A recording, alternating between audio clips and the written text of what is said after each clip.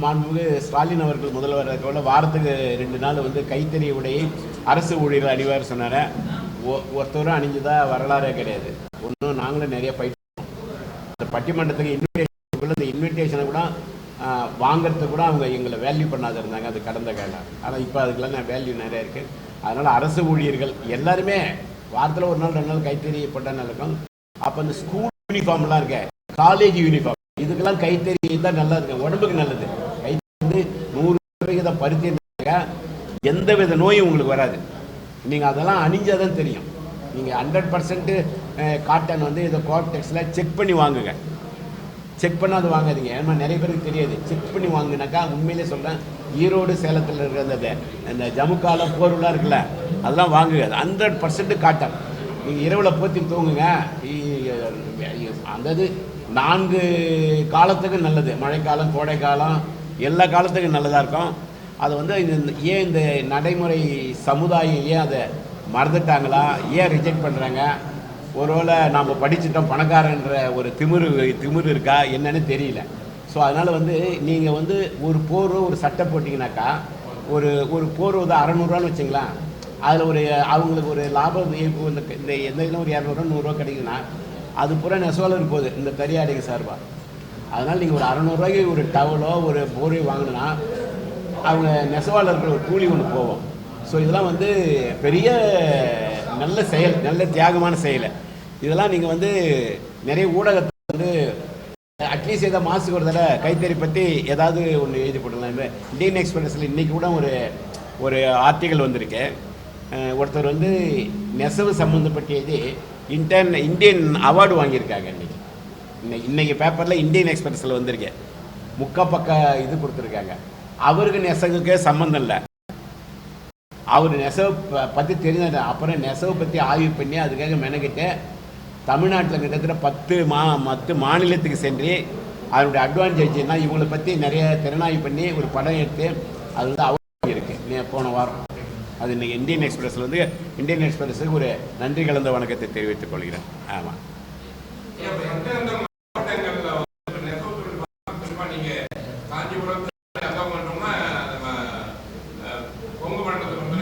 S ஃபுல்லாக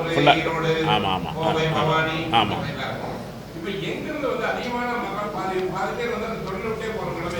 தொழிலை பற்றே போகிறேன்னாக்கா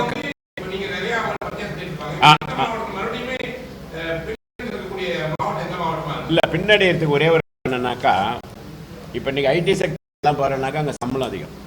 so பேசிக்காக உனக்கு வருமானம் தான்.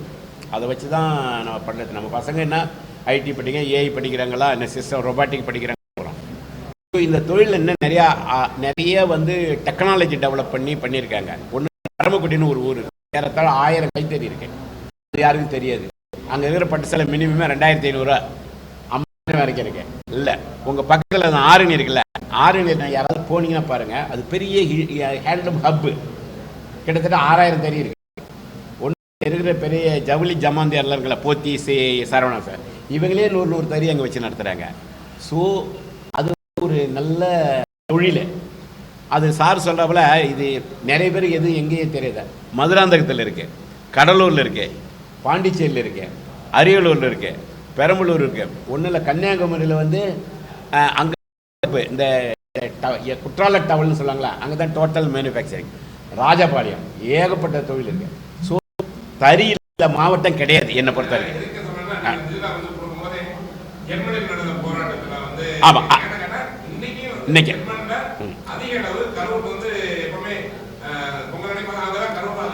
ஆமாம் ஆமாம் ஆமாம். ஆமாம்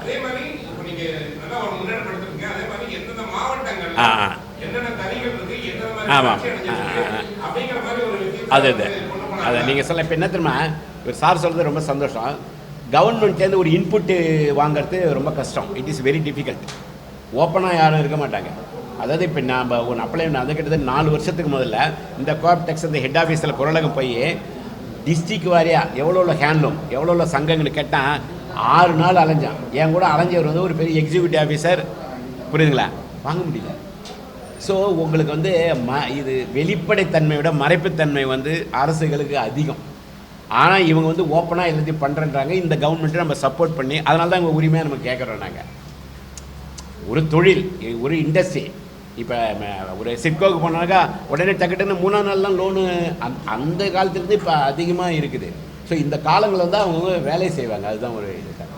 ஸோ எல்லா மாவட்டத்துலேயும் கைத்தறி இருக்குது. அது பெரிய இது.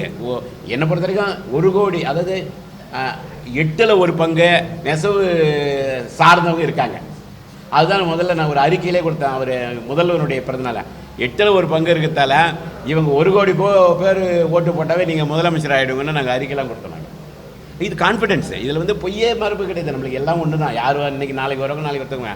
இது 8 பேர் இப்போ ஒன்றும் இல்லை. நெசவு தொழிலுக்கு தனி நிலை அறிக்கை தமிழக வெற்றி கழகம் கொடுத்துட்டாக்க அவங்க வந்து நெசவாளர்கள் வயிற்றில் பால் வார்த்தை தான் போயிடும். இதை ஒன்றும் சொல்லலாம். ஏன் இது எதுக்குன்னு நீங்கள் கேட்கலாம். பட் எப்பயுமே ஒரு ப்ராஜெக்ட், நீங்கள் கூட பாருங்கள், ஒரு ஃபேமிலி இருக்கக்குள்ள தீபாவளி பொங்கல் ஒன்று வரும். அப்போ வந்து சரி இப்போ இன்றைக்கி சம்பளம் போனஸ் என்ன ஒரு 6000 ரூபா வரும், நம்ம என்னென்ன பண்ணலாம் உங்கள் வீட்டில் உட்காந்து பேசுவீங்க. அப்போ தான் அப்பா அம்மாவை நினைப்பீங்க. யார்? அந்த தீபாவளி பொங்கல் தான் உங்கள் அப்பா அம்மாவை நினைப்பீங்க. அவங்க எங்கேயோ சுற்றி கிடப்பாங்க, ஒரு மாமன் மச்சான் நினைப்பீங்க. ஸோ அப்போ அவங்களுக்கு ஏதாவது ஒதுக்கீடு செஞ்சு 300 ரூபாயில் துணிக்கலாம். அது போல் தான் வருஷத்துக்கு ஒரு தடவை நெசவு தொழிலை பற்றி அந்த தனி நிதியினருக்கு தான் ஒரு ஆய்வு பண்ணுவாங்க. அவங்க அந்த சங்கங்களை கூப்பிடுவாங்க, எந்த சொசைட்டி கூப்பிட்டாங்க, சரி உங்களுக்கு என்ன தேவை, நாங்கள் என்ன பண்ணணும்னு கேட்பாங்க. நீங்கள் இதை பண்ணுங்கள், இது பண்ண வேணும்னு அவங்க சொல்லுமா. அவங்க தான் ஃபீல்டில் இருக்காங்க. இன்றைக்கி கூட ஒரு இந்த தமிழ்நாட்டில் இருக்கிற சொசைட்டியில் ஒரு சின்ன மிகப்பெரிய தவறு நடந்திருக்கேன். அது அரசுக்கு தெரியுமா தெரியல. எப்படி தெரியுமா, ஒரு சொசைட்டி என்னன்னாக்கா, ஒரு கிராமத்தில் ஒரு சொசைட்டினா ஒரு 50 பேர் 500 ரூபா 400 ரூபா போட்டு ஒரு கேபிட்டல் மூலதனம் உற்பத்தி பண்ணாங்க. ஸோ அந்த மூலதனத்தில் என்ன பண்ணுங்க, இவங்க நூல் வாங்குவாங்க, அவங்களுக்கு தனியாக கூலி கொடுப்பாங்க, சாயம் போடுவாங்க, பண்ணிவிட்டு கோஆப்டெக்ஸை விற்றுருவாங்க ஃபைனல் ப்ராடக்டை. ஸோ நீங்கள் வந்து நூல், கூலி, சாயம் எல்லாத்தையும் ஒரு ப்ராடக்ட்னா ஒரு லுங்கிக்கு வந்து 180 ரூபா வருதுன்னு வச்சிங்களேன். அவங்க வந்து கோஆப்டெக்ஸில் 320 ரூபாய் விற்றுட்டாக்கா மீது அந்த 140 ரூபா கிடைக்குதா, அது பூரா நெசவாளர்கள் ஆகும். ஆனால் அந்த சிஸ்டமே இப்போ அபாலிஷ் ஆகிடுச்சு ப்ரைவேட் செக்டாரில். இது என்ன பண்ணாங்க, அந்த கன்ஸ்ட்ரக்டடாக சொசைட்டி இருக்குல்ல, அந்த சொசைட்டிக்கு வந்து மேனேஜரு, அந்த அப்ரைசரு சம்பளம் கொடுக்குறது பிற அந்த சங்கம், இப்போ அதெல்லாம் ப்ரைவேட்டுக்காரங்க பயன்படுத்தி ப்ரைவேட்டு வியாபாரிகள் என்ன பண்ணுறாங்க, நூல் கண்ணிலாம் எடுத்தாந்து சொசைட்டியில் குத்துட்டு கூலி குத்துட்டு போயிடுறாங்க. இவங்க ஃபைனல் ப்ராடக்ட் கொடுத்துட்றாங்க. ஆனால் அவன் தான் விற்பான், இவங்க விற்க மாட்டாங்க. ஸோ அந்த 120 ரூபா லாபம் உங்களுக்கு கிடையாது. எவ்வளோ பெரிய வந்து ஒரு சீரியஸாக இது வந்து தவறான செயல். இதை வந்து வேறு வார்த்தைகள் சொன்னால் இந்த ப்ரெஸ்ஸில் எனக்கு வந்து வேல்யூ இருக்கான்னு சொல்கிறேன். இதை வந்து இந்த கவர்மெண்ட்டு அப்படியே ஸ்டாப் பண்ணணும்.